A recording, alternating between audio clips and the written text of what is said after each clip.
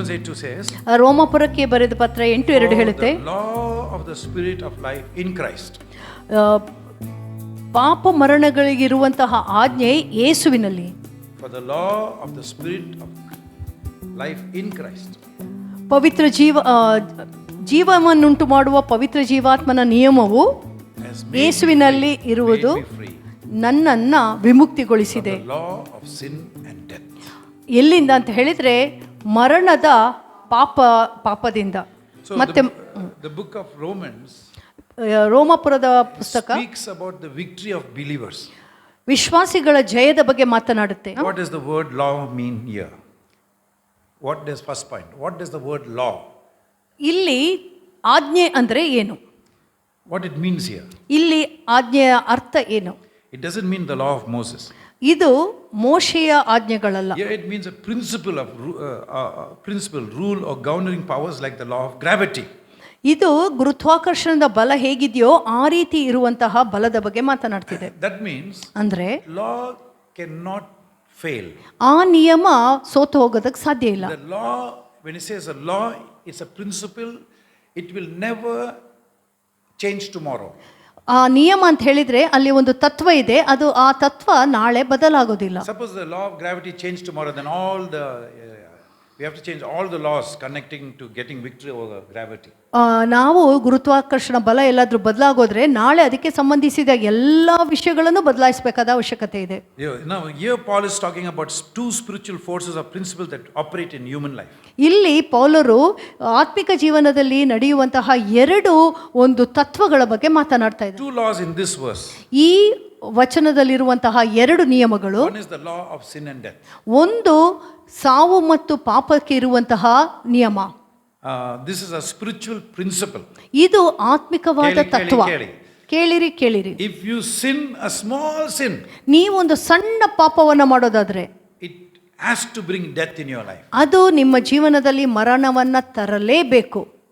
Hope you understand. ಅದನ್ನ ನೀವು ಅರ್ಥ ಮಾಡ್ಕೊಳ್ತೀರಾ ಅನ್ಕೋತೀನಿ. Gossip, ನೀವು ಬೇರೆಯವರ ಬಗ್ಗೆ ಚಾಡಿ ಮಾತನಾಡೋದಾದ್ರೆ, ನೀವು ಸುಳ್ಳು ಹೇಳೋದಾದ್ರೆ, what does the Bible say? ಸತ್ಯವೇದ ಏನ್ ಹೇಳುತ್ತೆ? He who wants to see good days and good life.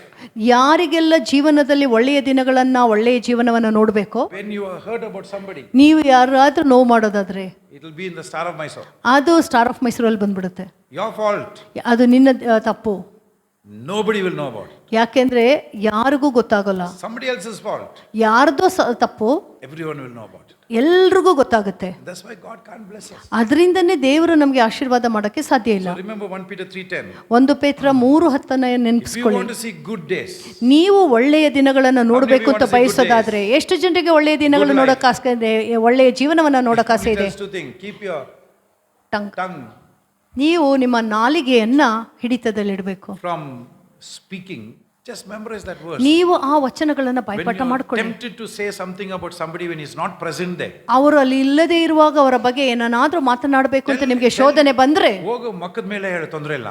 ಅವರ ಮುಖದ ಮೇಲೆ ಹೇಳಿ, ಆದ್ರೆ ಅವರ ಹಿಂದೆ ಮಾತನಾಡಬೇಡಿ. And if you are with people, ನೀವು ಜನರ ಜೊತೆ ಇರುವಾಗ ಬೇರೆಯವರ ಬಗ್ಗೆ ಮಾತಾಡೋದು, you will get contaminated. ನಿಮಗೆ ಕಲುಷಿತರಾಗ್ತೀರಾ 100%. 100%. Remember the law, this law. ಈ ಒಂದು ನಿಯಮವನ್ನು ನೆನಪಿಟ್ಕೊಳ್ಳಿ. The law of sin and death. ಪಾಪ ಮತ್ತು ಮರಣದ ನಿಯಮ. Who introduced to the world? ಇದನ್ನ ಯಾರು ಇಂಟ್ರೊಡ್ಯೂಸ್ ಮಾಡಿದ್ರು, ಪರಿಚಯ ಮಾಡಿದ್ರು ಪ್ರಪಂಚಕ್ಕೆ? Adam. He sinned. ಆತನು ಪಾಪ ಮಾಡ್ದ. He died. ಆತನು ಸತ್ತ. So may we take sin so seriously. ಅದರಿಂದ ನಾವು ಪಾಪವನ್ನು ಗಂಭೀರವಾಗಿ ತೆಗೆದುಕೊಳ್ಬೇಕು. Not to be self-righteous. ನಾವು ಸ್ವಂತ ನೀತಿವಂತರಾಗೋದಲ್ಲ, ನಿಮ್ಗಿಂತ ಒಳ್ಳೆಯವನು ಅನ್ನುವಂತಹ ನೀತಿವಂತಿಕೆ ಅಲ್ಲ. I am what I am by the grace of God. ನಾನು ಹೇಗಿದ್ದೀನೋ ಹಾಗೆ ದೇವರ ಯೇಸುವಿನ ಕೃಪೆಯಿಂದಲೇ ಇದ್ದೀನಿ. I'll tell you. ನಾನು ಹೇಳ್ತಾ ಇದ್ದೀನಿ, ನಿಮ್ಮ ಒಳಗೆ ಈ ಅಗ್ನಿ ಉರಿಲಿ. So sin leads to death. Romans 6:23. ಯಾಕೆಂದ್ರೆ ಪಾಪ ಮರಣದ ಕಡೆಗೆ ಕೊಂಡೊಯ್ಯುತ್ತೆ.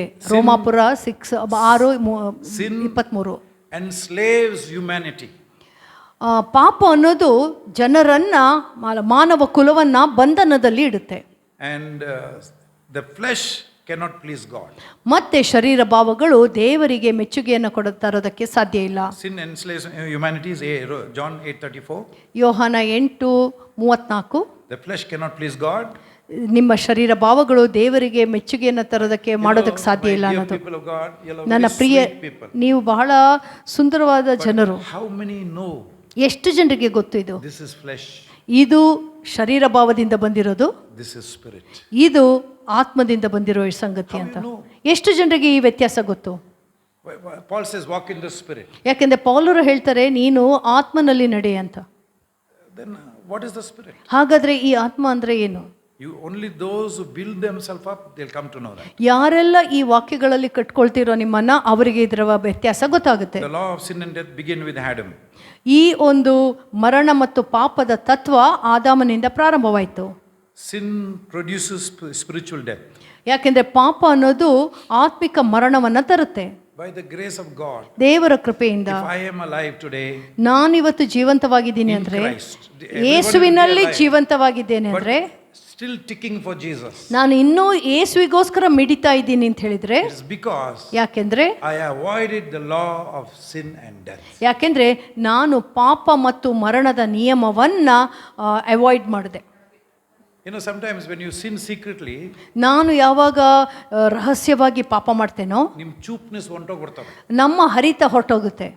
You're no more effective for God. ನೀವು ದೇವರಿಗೋಸ್ಕರ ಪರಿಣಾಮಕಾರಿಯಾಗಿರೋದಕ್ಕೆ If ಸಾಧ್ಯ you ಇಲ್ಲ. put your flesh to death, ಆದರೆ ನಿಮ್ಮ ಶರೀರ ಭಾವಗಳನ್ನ ನೀವು ಸಾಯಿಸಿದ್ರೆ, you always will be alive in Christ. ನೀವು ಯಾವಾಗಲೂ ಯೇಸುವಿನಲ್ಲಿ ಜೀವಂತವಾಗಿರ್ತೀರಾ. Out of the abundance of your heart, ನಿಮ್ಮ ಹೃದಯದ ಒಂದು ಸಮೃದ್ಧಿಯಿಂದ mouth speaks. ನಿಮ್ಮ ಬಾಯಿ ಮಾತನಾಡುತ್ತೆ. Okay, the law of spirit of life in Christ Jesus. ಯೇಸುವಿನಲ್ಲಿ ಇರುವಂತಹ ಆತ್ಮ, ಲೈಫ್ ಜೀವನವನ್ನು ಉಂಟು ಮಾಡುವ This is ಆತ್ಮ, a higher spiritual law than the Holy Spirit. ಇದು ಅತ್ಯಂತ ಉನ್ನತವಾದಂತಹ ಪವಿತ್ರ ಜೀವಾತ್ಮನ ನಿಯಮವಾಗಿದೆ. It gives new life. ಅದು ಹೊಸ ಜೀವವನ್ನು ಕೊಡುತ್ತೆ. John 6:63. ಯೋಹಾನ 6:63. What it says? ಅದೇನು ಹೇಳುತ್ತೆ? The words that I speak. ನಾನು ಮಾತನಾಡುವಂತಹ ವಚನವು, It's a spirit who gives life. ಅದು ಆತ್ಮವೇ ಜೀವವನ್ನು ಕೊಡುತ್ತೆ. The words that I speak ನಾನು ಹೇಳಿರುವ ಮಾತುಗಳು to you is spirit and life. ನಿಮಗೆ ಆತ್ಮವಾಗಿಯೂ ಜೀವವಾಗಿಯೂ ಇದೆ. Say you're going through a very hard time. For ನೀವು ಅಂದ್ಕೊಳ್ಳಿ, ಬಹಳ ಕಠಿಣವಾದ ಸಮಯದಲ್ಲಿ ಹಾದು ಹೋಗ್ತಾ ಇದ್ದೀರಾ. Some problem is knocking the door. ಯಾವುದೋ ಕಾಯಿಲೆ ಆಗಿರ್ಬೋದು, ಸಮಸ್ಯೆಗಳು ನಿಮ್ಮ ಬಾಗಿಲನ್ನ ತಟ್ತಾ ಇದೆ. ಆಗ ನೀವೇನ್ ಮಾಡಬೇಕು? Pray that God will speak to you. ನೀವು ದೇವರು ನಿಮ್ಮ ಜೊತೆ ಮಾತನಾಡ್ತಾರೆ ಅಂತ ಪ್ರಾರ್ಥಿಸಿ. When I'm reading the scriptures, ನಾನು ವಚನವನ್ನ ಓದುವಾಗ suddenly whatever you're going through, God will start speaking to you. ನೀನು ಎಲ್ಲ ವಿಷಯದಲ್ಲಿ ಹಾದು ಹೋಗ್ತಾ ಇರ್ತೀಯೋ, ಇದ್ದಕ್ಕಿದ್ದಾಗೆ ದೇವರು ನಿನಗೆ ಮಾತನಾಡಕ್ಕೆ ಶುರು ಮಾಡ್ತಾರೆ. Giving life. ಆಗ ಈ ಒಂದು ವಚನಗಳು ನಿಮಗೆ ಜೀವವನ್ನ ಕೊಡ್ತಾರೆ. Brings righteousness. Romans 8:10. ರೋಮಾಪುರ 8:10 ಹೇಳುತ್ತೆ, ಅದು ನಿಮಗೆ ನೀತಿವಂತಿಕೆಯನ್ನ The ತರುತ್ತೆ. law of the spirit of life in Christ gives you victory over sin. ನಿಮ್ಮ ಜೀವನದಲ್ಲಿರುವಂತಹ ಜೀವಾತ್ಮನು ನಿಮಗೆ ಪಾಪದ ಮೇಲೆ ಜಯವನ್ನ ತರುತ್ತೆ. Walk in the spirit and you not fulfill the desires of your flesh. ನೀನು ಆತ್ಮನ ಜೊತೆಗೆ ನಡೆದ್ರೆ ನೀನು ಶರೀರ ಭಾವಗಳ ಆಸೆಯನ್ನು ಈಡೇರಿಸೋದಿಲ್ಲ. That is Galatians 5:16. Okay, now Galatia 5:16. Through his death and resurrection, ಆತನ ಮರಣ ಮತ್ತು ಪುನರುತ್ಥಾನದ ಮೂಲಕ he sent the spirit to be in us. ಆತನ ಪವಿತ್ರ ಜೀವಾತ್ಮನನ್ನ ನಮ್ಮೊಳಗೆ ಇರೋದಕ್ಕೆ ಕಳಿಸಿಕೊಟ್ಟಿದ್ದಾರೆ. Yesterday you heard. ನಿನ್ನೆ ನೀವು ಕೇಳಿದ್ರಿ, Your most holy faith. ನಿಮ್ಮ ಅತಿ ಪವಿತ್ರವಾದಂತಹ ನಂಬಿಕೆ It's come from heaven. ಅದು ಸ್ವರ್ಗದಿಂದಲೇ ಬಂದಿದೆ. The angels cannot look upon God. ಎಲ್ಲಿ ದೇವದೂತರು ಕೂಡ ದೇವರನ್ನ ತಲೆ ಎತ್ತಿ ನೋಡಕ್ಕಾಗಲ್ವೋ ಅಲ್ಲಿಂದ Has come into you. ಆ ಒಂದು ಇದು ನಿಮ್ಮೊಳಗೆ ಬಂದಿದೆ. That means expect even greater things to happen in your life. ನಿಮ್ಮ ಜೀವನದಲ್ಲಿ ಇನ್ನೂ ಅತ್ಯಂತ ಅದ್ಭುತವಾದ ಸಂಗತಿಗಳು ಆಗೋದನ್ನ ನಿರೀಕ್ಷೆ ಮಾಡಿ. Keep the word as the center of your life. ಆದರೆ ವಚನವನ್ನ ನಿಮ್ಮ ಜೀವನದ ಕೇಂದ್ರ ಬಿಂದುವಾಗಿ ಇಟ್ಕೊಳ್ಳಿ. So you know that the spirit of life in Christ Jesus. ನಿಮಗೆ ಗೊತ್ತಾ, ದೇವರ ಜೀವಾತ್ಮ ಯೇಸುವಿನಲ್ಲಿ ಇದೆಯಲ್ವಾ? You know the martyrs were tied to the tree. ನಿಮಗೆ ಗೊತ್ತಾ, ದೇವರ ಹೆಸರಿಗೋಸ್ಕರ ಸಾಯೋರಿಗೆ ಅವರನ್ನ ಮರಕ್ಕೆ ಕೈ ಹಿಂದೆ ಹಾಕಿ ಕಟ್ಟಿರ್ತಾರೆ. Wood. ಮತ್ತೆ ಅವರು ಮರದಲ್ಲಿ ಕಟ್ಟಿ ಹಾಕಿರ್ತಾರೆ. ಕಟ್ಟಿ ಹಾಕಿ ಆದ್ಮೇಲೆ ಅವರಿಗೆ ಬೆಂಕಿ ಹಚ್ತಾರೆ. ಪಾಲಿಕಾಬ್ ಅನ್ನುವರು ಒಬ್ಬ ವ್ಯಕ್ತಿ, ಅವರು ರಾಜನಿಗೆ ಹೇಳಿದ್ರು, ನೀವು ಸೀಸರ್ ಅನ್ನ ನೀವು ಆರಾಧನೆ ಮಾಡಬೇಕು ಅಂತ. ಸೀಸರೇ ಕರ್ತನಾಗಿದ್ದಾನೆ ಅಂತ. I have lived for 80 years ನಾನು 80 ವರ್ಷಗಳವರೆಗೆ ಬದುಕಿದ್ದೇನೆ. and I have served my Lord Jesus Christ. ನಾನು ನನ್ನ ಕರ್ತನಾದ ಯೇಸುವಿಗೆ ಸೇವೆಯನ್ನು ಮಾಡಿದ್ದೇನೆ. He only has done me good. ಆತನು ನನಗೆ ಕೇವಲ ಒಳ್ಳೆಯದನ್ನೇ ಮಾಡಿದ್ದಾನೆ. I cannot deny him now. ನಾನು ಈಗ ಅವನನ್ನು ನಿರಾಕರಿಸೋದಕ್ಕೆ ಸಾಧ್ಯ ಇಲ್ಲ. And they tied him to the stake, ಆಗ ಹೇಳಿದಾಗ ಅವನನ್ನು ಕಟ್ಟಿ put ಹಾಕಿ the wood, ಆ ಮರವನ್ನು ಹಾಕಿ and they will lit the fire. ಮತ್ತೆ ಅವರು ಬೆಂಕಿಯನ್ನು ಹಚ್ಚುತ್ತಾರೆ. The law of the spirit of life in Christ, law ಕ್ರಿಸ್ತನಲ್ಲ ಜೀವನದಲ್ಲಿ ಇರುವಂತಹ ಪವಿತ್ರಾತ್ಮನ ಒಂದು ನಿಯಮ gave him life. ಆತನಿಗೆ ಜೀವವನ್ನು ಕೊಡ್ತು. Till the end, ಕೊನೆಯವರೆಗೂ he worshipped God and died. ಆತನು ದೇವರಿಗೆ ಆರಾಧನೆ ಮಾಡ್ತಾ ಸತ್ತ. Why?